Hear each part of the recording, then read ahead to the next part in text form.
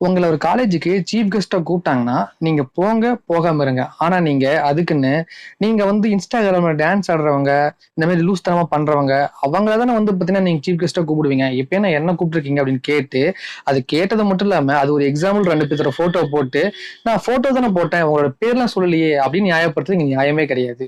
ரசிகனின் ரசிகன் மணி. அவரு ஃபர்ஸ்ட் வந்து பார்த்தீங்கன்னா, Instagramல அந்த ஃபேம் ஆனதுக்கு அப்புறம், அவர் வந்து அந்த காலேஜுக்கு சீஃப் கெஸ்ட்டா போறதால எடிட் பண்ணி போட்டுட்டு இருந்தாங்க. ஆனா ஒரு சில ஸ்டேஜ்ல அவர் வந்து பாத்தீங்கன்னா முடிவு பண்ணிட்டாரு, இனிமே நான் வந்து இந்த மாதிரி காலேஜுக்கு சீஃப் கெஸ்டா கூட கண்டிப்பா நான் போக மாட்டேன், ஏன்னா அதுக்கு வந்து தகுதியானால நான் இல்ல அப்படின்னு அவரே சொல்லியிருக்காரு. சோ அதனால வந்து பாத்தீங்கன்னா இப்ப கடந்த சில வருஷங்களா வந்து பாத்தீங்கன்னா அவர் சீஃப் கெஸ்டா போறதே கிடையாது, இந்த மாதிரி ஈவெண்ட்டுக்கு அந்த மாதிரி காலேஜுக்குள்ள கூப்பிட்டாலும். ஆனா இன்னைக்கு அதை திரும்ப ஹைலைட் பண்ணி கார்த்திக் குமார் அவர் உங்களுக்கு எல்லாம் தெரிஞ்சிருக்கும், அவர் வந்து பாத்தீங்கன்னா வீடியோ போட்டிருப்பாரு, அதுக்கு ஒரு பதில் கொடுக்குற மாதிரி ரசிகன் ரசிகன் மணி போட்டாரு. சோ அதுக்கு இன்னொரு பதில் கொடுக்கறதுக்கு பார்ட் 1 வந்து கார்த்திக் ப்ரோ போட்டாரு. சோ அதுக்கப்புறம் வந்து பாத்தீங்கன்னா எனக்கு சப்போர்ட் பண்ணி ராஜோ பேரன் அந்த ப்ரோவும் போட்டிருக்காரு. சோ இது வந்து பாத்தீங்கன்னா பெருசா போயிட்டே தான் இருக்குது. ஆனா நீங்க வந்து பாத்தீங்கன்னா முதல்ல ஒரு விஷயம் நல்லா புரிஞ்சுக்கங்க, ஒருத்தன் திரும்பி வாழ்ந்துட்டு இருக்கான், அதான் தப்பு, இனிமே நான் செய்ய மாட்டேன்னு சொல்லிட்டான். அப்படி இருக்கக்குள்ள திரும்ப ஏன் அவனோட போட்டோ யூஸ் பண்றீங்கன்னு எனக்கு தெரியல.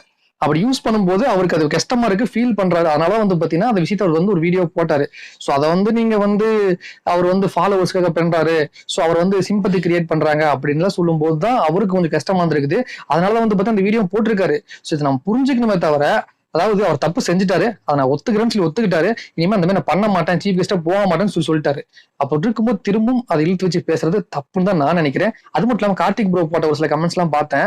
சோ அவர் வந்து பாத்தீங்கன்னா என்ன சொல்லியிருப்பாருன்னா, ரியல் டேலண்ட் நிறைய பேர் இருக்காங்க, அவங்களுக்கு டேக் பண்ணுங்கிற மாதிரி சொல்லியிருப்பாரு.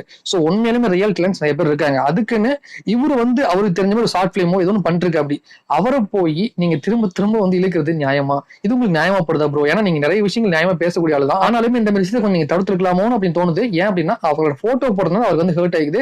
சோ அதுக்கப்புறம் அந்த வீடியோ டெலீட்டும் பண்ணிட்டாரு, போட்டதை டெலீட்டும் பண்ணிட்டாரு.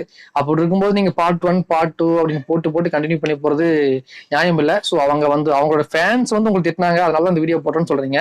சோ இதனால வந்து பாதிக்கப்படுறது என்னமோ அந்த ரசிகர் மணி இருக்கார்ல அவரு தான். சோ இதனால வந்து பாத்தீங்கன்னா நீங்க கொஞ்சம் யோசிச்சு பார்த்துட்டு நீங்க பார்ட் 2 பார்ட் 3 அந்த மாதிரி கண்டினியூ பண்றீங்களா, அதை கண்டினியூ பண்ணிக்கலாம் ப்ரோ. சோ நான் வந்து உங்களுக்கு எனக்கு எதுவுமே கிடையாது, நீங்க யாருன்னு எனக்கு தெரியாது, நான் யாருன்னு உங்களுக்கு தெரியாது, இதுதான் உண்மை. ஆனா இருந்தாலுமே ஒரு சில விஷயங்கள் வந்து அடுத்தவங்களுக்கு ஹர்ட் ஆகுது அப்படின்றப்ப கொஞ்சம் கஷ்டமா தான் இருக்கும். உங்களுக்கு ஒன்று தெரியுமான்னு தெரியல, நான் இதே பேஜ்ல நான் வந்து ரசிகன் மணி இருக்கார்ல, அவர் நிறையவே ரோஸ் பண்ணியிருக்கேன். அதுக்கப்புறம் இப்ப ரீசெண்டா வந்து பாத்தீங்கன்னா ஒரு கரெக்டா அவரோட லெவல்ல வந்து பாத்துக்கிட்டு அவருக்கு உண்டான லைஃப் அவர் பார்த்துட்டு கண்டினியூ பண்ணி போயிட்டு இருக்காரு. சோ அப்படி போயிட்டு இருக்கும்போது திரும்பவும் அவரை வந்து நம்ம இழுத்து ட்ரோல் பண்ண வேணாம்னு நான் நினைக்கிறேன். அதனாலதான் இந்த வீடியோ நான் பண்ணிருக்கேன்.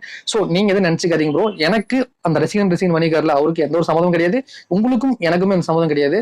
சோ எனக்கு தோணுனதை நான் என்னோட Instagram பேஜ்ல சொல்லிருக்கேன். ஏன் அப்படின்னா நான் இதுக்கு முன்னாடி ரசிகன் மணியை நான் ட்ரோல் பண்ணிருக்கேன், ரோஸ்ட் பண்ணிருக்கேன். இப்ப அந்த விஷயத்தை பண்றது கிடையாது. ஏன்னா அவர் ரசிகன் மணி வந்து பாத்தீங்கன்னா அவரோட வேலையை பார்த்துட்டு அவர் வகையில் போயிட்டு இருக்கு அப்படி.